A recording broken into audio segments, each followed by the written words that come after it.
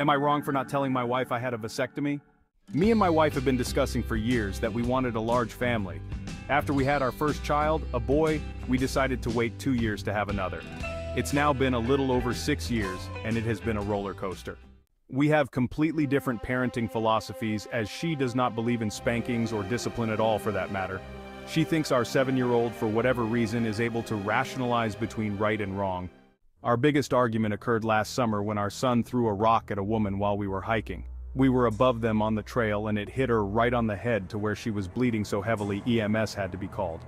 I was embarrassed and so livid that when we got back to the hotel, I snapped, pushed him on the ground, stood over him and gave him a piece of my mind.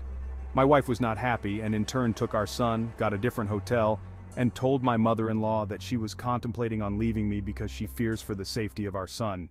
When he shut the window on our dog's head and nearly decapitated her, I had to back off. When he urinated in our neighbor's pool in front of his young daughters, I had to back off. We've done therapy and counseling. Needless to say that till this day nothing has changed. I decided to bring it up in one of our counseling sessions that I was considering getting a vasectomy, and she flipped to the point where our entire ride home she was bawling, because she felt as if I was giving up on our dream of having a big family. Her argument was that I was thinking about myself and weaponizing my body as a means to enforce my ideals instead of talking to her. However, that's the thing. I've spent the last several years telling her that what we're doing with our son is not working.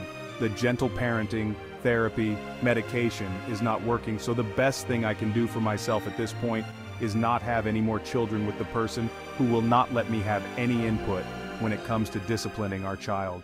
So this week, I actually got the vasectomy, and my wife was unaware from the time I scheduled to the day of the operation, so I told her during breakfast.